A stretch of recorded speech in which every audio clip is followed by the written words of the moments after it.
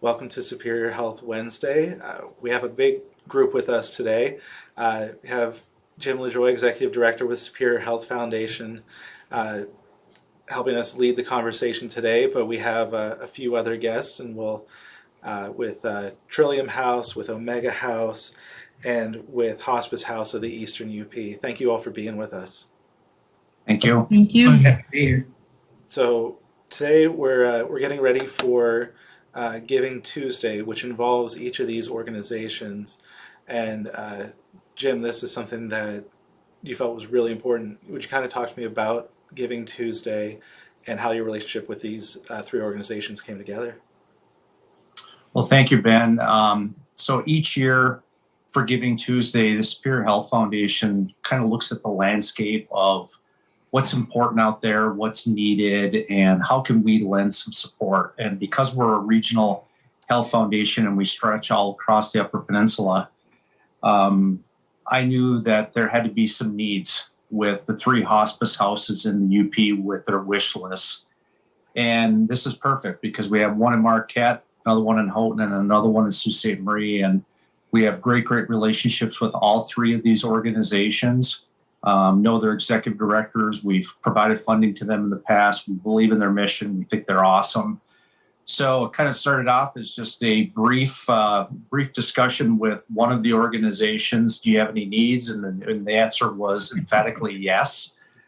They could benefit from a fundraiser. So what we've decided to do this year for the Superior Health Foundation Giving Tuesday is we set a goal of raising $10,000, and we're going to split that equally among the three organizations that they can use for whatever needs that they have on their wish list.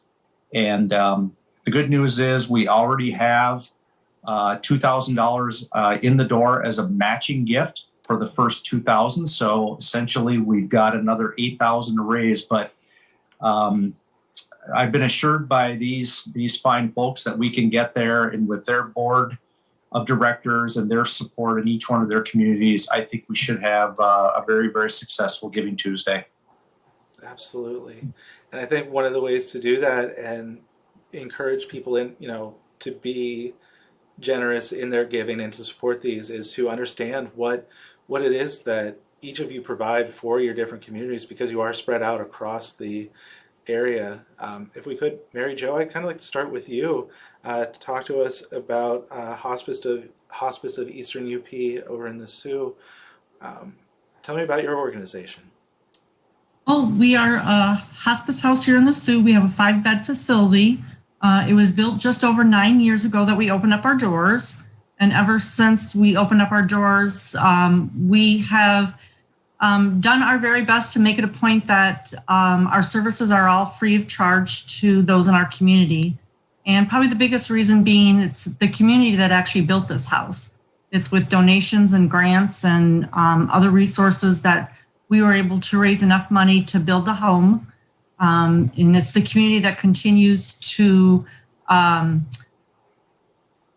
help get all those things off of our wish list that we have monthly in order to stay within budget. So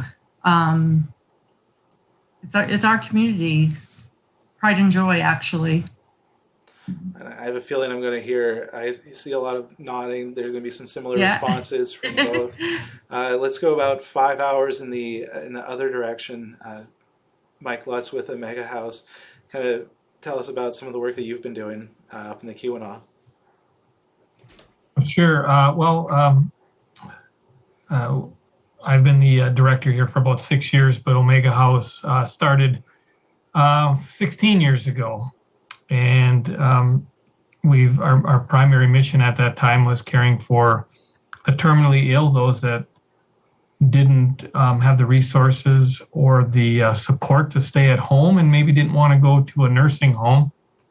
So it was a grassroots effort to put together Omega House. Omega House is really, I believe, the first hospice house in the UP. So we're kind of we started this movement and it's gotten some traction. But yeah, we're 8 beds. We opened with 6. added on. We created an 8th room a few years ago for respite care.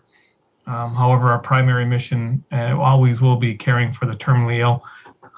Over the 16 years, we've cared for well over 700 families and residents. So, and today's Veterans Day, and nearly a third, almost 250 or so, of our residents have been veterans. So we're proud of that as well. Certainly filling a huge need in each of your communities, and thank you for providing that service to not only your area but to our veterans. Thank you. Pat, we'll move over to you. You're just down the road from us here in Marquette. For folks that might not be familiar, or even if they are, Sure. talk to us about Trillium House. Okay. Well, Trillium House is the youngest of the hospice houses, and we learned from both houses that are here with us in putting Trillium together. Actually, Dr. Dan Mizuki was looking for something because he was volunteering with one of the hospices, and they would run into the situation where somebody needed hospice care, and most hospice care is provided at home. That's what people want. But there are always a certain number of people who couldn't be safe and comfortable at home. So he went looking around and found Omega House. Somebody asked him if he'd been up there, so he went up there. And both houses have been incredibly helpful in getting ours started. We've been around about 3 years now, just over 3 years, and we are also an 8-bed facility. It's an invaluable service, and it deserves that attention, and it deserves having that community support, and it sounds like you do have a lot of that, but there are always some big needs. If I could, Jim, go back to you. For Giving Tuesday, what's the best way for people to support each of these houses in this group and donate? Well, one of the things that we're working on right now is we're going to have a giving form that's going to be up on our website. We'll put it up Monday evening before Giving Tuesday on November 30th. And people will have an opportunity to give a gift there, and that will be shared with all 3 of the organizations, so they have that. So there will be that opportunity. We're also going to really blitz it on Facebook and blast it across the Upper Peninsula. And so we're going to be working with these 3 fine folks to, really spread the message, spread the word. It's really interesting. Just in the last couple of days, I've had different discussions with people that are connected with hospice, and I was sharing the idea, and the first thing they said was, well, when can I give? When can I be a part of this? I mean, this really resonates. And, kind of going back to what Pat said earlier, about Dr. Mizuki, it's really quite fascinating. Dr. Mizuki had this idea many years ago, and I was in a meeting. It was actually a United Way meeting, and the meeting ended, and Dr. Dan Mizuki and I were in a room together. He closed the door, and I thought, am I in trouble for something here? And he said, no, I've got this idea, and I want to talk to you about it. And that was the beginnings of the whole thought of bringing a hospice house to Marquette. And he really had a vision for this. This was very, very important to him. And he was really, a champion in this effort. And, he made it happen. This has been Dr. Mizuki's done a number of great things, but this, I think, is one of his crowning jewels as a physician in this area. And, we want to thank Mike and Mary Jo and the work that they did and kind of laying the groundwork for this. But as we talked about, this is a need that a lot of people are uncomfortable talking about. End of life. We don't like to talk about death and dying, but all 3 of these places, provide a wonderful, wonderful service for these patients and their families near the end of life. And it's about living, and they do a tremendous job. And I think this is just perfect. When you think of Giving Tuesday and you think, what could we do? Well, working with these 3 organizations to me is just awesome. That really sets it up, talking about needs and filling those needs, and these donations can help. If we could kind of go around the room again, how will these donations, how will this money help fill each of your needs? What will you be able to do with this? We'll kind of go in reverse order. Pat, if I could start with you. Sure. We put into our budget each year because we know people like to give particular things. And for us, I mean, and for everybody here, I mean, we're running basically an 5-room home, bedroom.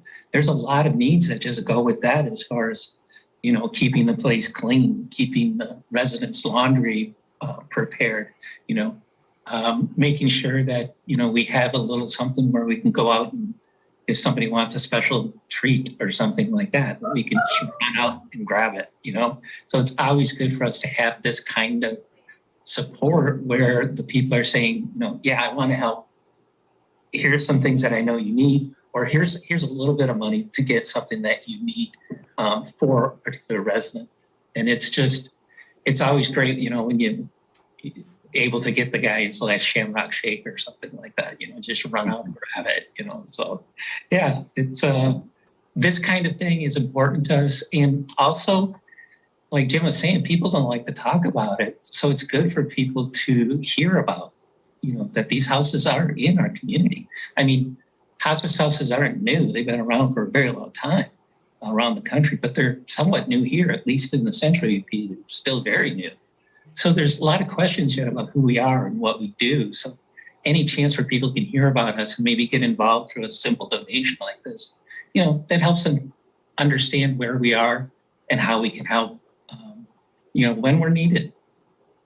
We're not going to be top of mind, but, you know, when somebody needs something like this, you know, the name might pop to them. There will always be a need for the work that you're doing, and just thankful that we have at least the three of you in the UP that are providing this. Mike, if we can go over to you, what do these donations do? What does that help you with? Well, you know, Giving Tuesday is become such a big event for nonprofits, especially up in our area. There's some other groups that are raising money too, and you know, the money goes for a lot of things. Like Pat was saying, you know, I mean, we have a $500,000 a year budget to run this place. And we've been full. I mean, we've been running at a busiest time in the history of Omega House, pretty much a full house for the last 6 months.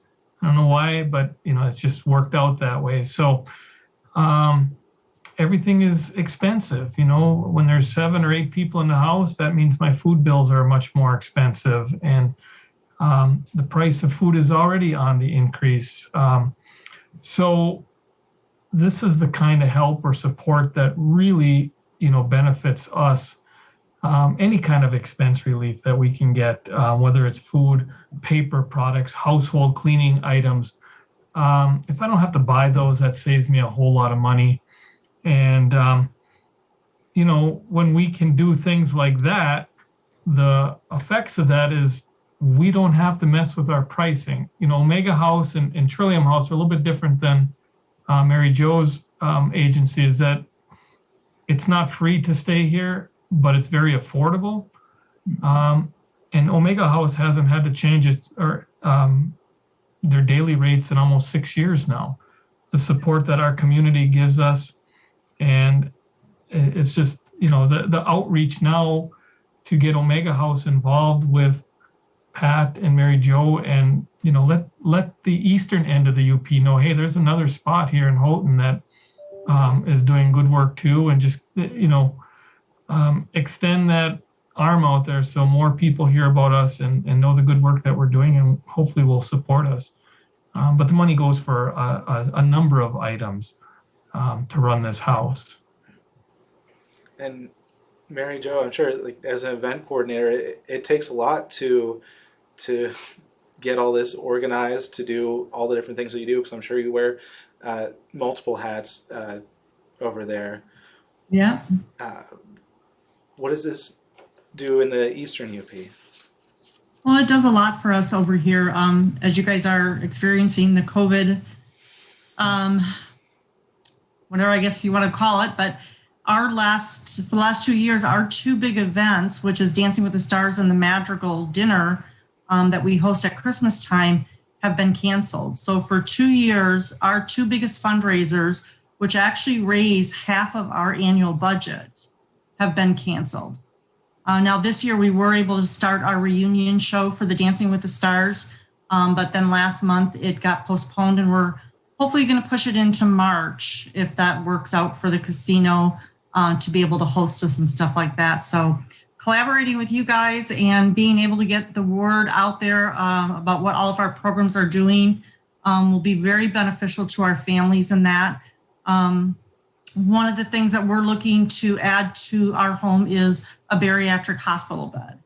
The need isn't there all the time, but when it is there, it's actually difficult on our end to get access to one. So we hope to be able to purchase a bariatric bed. And then also I'll share with you, it's the last, your wish list and the dreams that some of our patients have that they would like to do before they pass. And actually just this past Saturday, we have a veteran in our home right now who wanted to get married. So we did some phone calls. We had our local florist donate the flowers. We have a volunteer who is a pastor. I happen to make wedding cakes. We had some of our board members get some food together, and we housed a wedding this weekend here at the Hospice House. And they got a nice little drive afterwards, downtown through the streets with a police escort. And then they came back to the house and had dinner up here with a few of their closest friends. So some of those dollars coming from December 1st, Giving Tuesday event will help to make some of those wishes come true for our patients in our community. And whether it's a full wedding, a shamrock shake, any of those things, Absolutely. I think that's what, myself included, didn't realize all of those extras, all that stuff that goes above and beyond that you all provide to make people's, like, their whatever time they have left, make that meaningful and really just having that impact. Thank you all for doing what you do. Yeah, I'd like to say that, sometimes people think of our homes as, maybe a gloom and doom, but it's really not like that. It's a celebration of life. And just as your life growing up was meaningful and you did a lot of things, we focus on making your end of life very meaningful too, and want you to, one thing that we're looking at buying is iPads. That our residents are technologically advanced as we go through the years, and we don't have those things here right now. So some of the money that's comes in from this, the work that Superior Health Foundation is doing is going to just benefit in many ways. And I just want people to know that these are great homes to be a part of, whether you work or volunteer. It's really nice. Yeah, like Mike said, one of the things when Trillium was getting started, before we'd even built the place, you'd go out and talk with people, and somebody would come up to you, I could never do that. I couldn't be around people who are dying all the time. And I can tell you, we've been open 3.5 years, and there's been far more laughter in this building than just about anything else. The families get together and they start telling the old stories, just looking and having the chance to just be together at the end, where they don't have to worry about anything else, taking care of the person, making sure they're, clean and enjoying themselves as much as they can. It's a place you leave every day where you're feeling like, this is a good community. They made this happen, and it's great to live here. I don't know how anyone could hear what you all have been saying and not feel moved to support what it is that you're doing. And I really hope that this conversations helps people realize and connect with what all of you have going on. On the off chance, or everybody's situation is different and they aren't in a place to give financially, Are there some opportunities that people can have to donate time, services, goods that would be beneficial to all of you? Oh, yeah. It's kind of hard right now bringing on new volunteers with the pandemic, but, letting us know of your interest so that when we do open up again, that, we'll be able to contact you. I mean, we've got a 9,000 square foot facility here with like 4 acres. So there's always things that can be done. Is there anything that I've missed? Jim, I haven't come over to you in just a couple of minutes. Is there anything as far as like donations, Giving Tuesday details, or anything else that you wanted to make sure that we include in this conversation? Well, like you, Ben, I sit back and I listen to these stories, and it's awesome. They're doing tremendous work. And, a couple of comments about Giving Tuesday, and I think all the folks on this video conference call will attest to this. This thing started Giving Tuesday, and there were maybe 4 or 5 different things that we were raising money for in the UP. Well, at last count, we're over 200. There's over 200 different types of campaigns that are going on with Giving Tuesday. And I think it just shows that there are no shortage of needs. There's a lot of great campaigns, but when you can do something collaboratively and you can work with other organizations and find that, that mutual point where you're helping one another, that's what we're all about. And the other thing too, and I know it's difficult because of, as Pat just alluded to, with the pandemic, but at some point when we come out of this, I would encourage all of our people who are watching this to take a tour. Go to one of these facilities and see what this is like. They're beautiful. They're a home-like atmosphere. They've got the kitchens. They've got the great furniture, and it's just a beautiful, beautiful place. All 3 of them, and it's just a great thing to be a part of this. So. For Giving Tuesday, again, we'll put information up on our website at spirithealthfoundation.org. Later in the afternoon on Monday, there will be a lot of publicity before that, and then we'll have it up there. And as well, we'll have there'll be a donation button that people can donate to. And then on our Facebook page, we will have information there as well. People can give through Facebook. So we'll have those opportunities. And, we set a goal. Mary Jo's boss, Tracy, when I initially said 7,500, she cornered me and she says, "What? 7,500? Let's go for 10." So that's what we're doing. We're going big, right? And I think we can do it. And when I look at all 3 of your organizations and the types of people that you have supporting them, it's going to be really paramount for you guys to get out that word to people and encourage them to give, and we're going to do it. We're going to get to 10,000 and hopefully above and beyond. And the greatest job that we have is to be able to hand over those checks to you and take care of some of those needs that you have.